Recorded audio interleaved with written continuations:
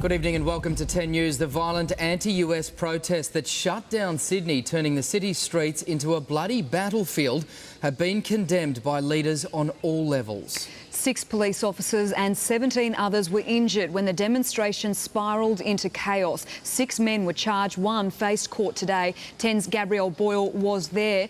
Gabby, good evening to you. Who is this man?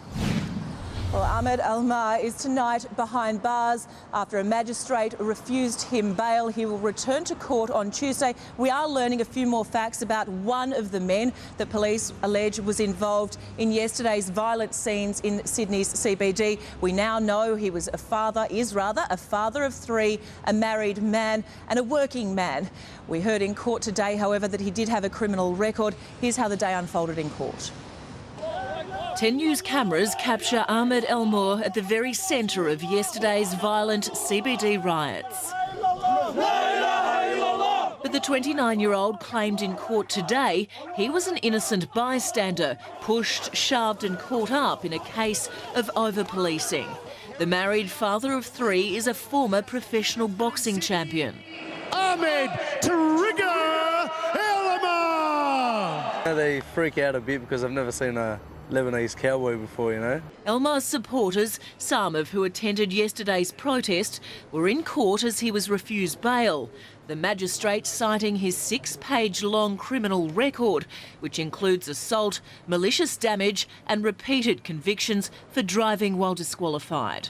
Police have established Strike Force McAllister, a response to what they are calling an unscheduled and unauthorised rabble. Being quite blunt, we didn't know what to expect yesterday because we had no contact, no leadership, no control and no advice. To see a young child with a placard thrust in his hand calling for the beheading of a person is simply something I cannot comprehend.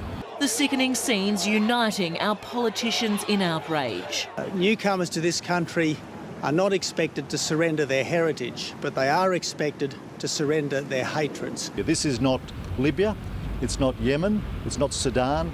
I unequivocally condemn the whole tone and tenor of that demonstration. It didn't speak for Islamic Australians. This kind of conduct has got no place on the streets of our country. In some good news, the 2 riot police injured in the line of duty have been released from hospital. In the coming weeks, 6 more men will face court on a wide range of charges for weapons, animal cruelty, riot and resist or hinder police. Gabrielle Boyle, 10 News.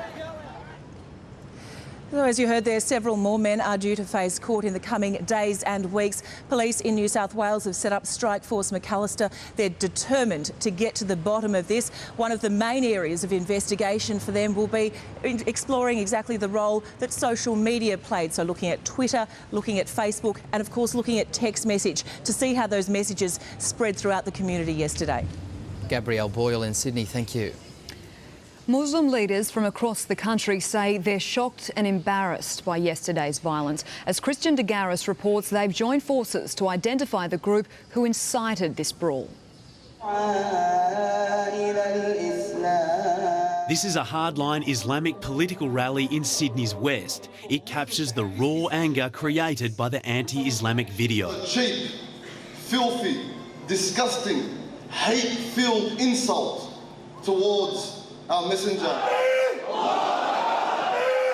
Although deeply angry and passionate, the group says it does not support violence. We call upon Muslims to respond to that, but in intellectual and political means, in peaceful means. Today, a long list of Islamic and Muslim groups lined up to condemn yesterday's violence and extreme messages. Shocked, upset and with disbelief. The rest of the community is equally as outraged you know, we sincerely hope that this doesn't further damage relationships. For many years we've been trying to engage positively on how we can be part of the social fibre of this community, a country that has welcomed us in, and this is not how any Muslim should behave. The full force of the Australian Islamic community is now trying to find exactly who was behind the extreme violent behaviour to make sure it's not repeated. Muslim leaders say a small group is responsible and is asking its community to ignore anonymous text messages calling on people to protest. Christian de Garis, 10 News.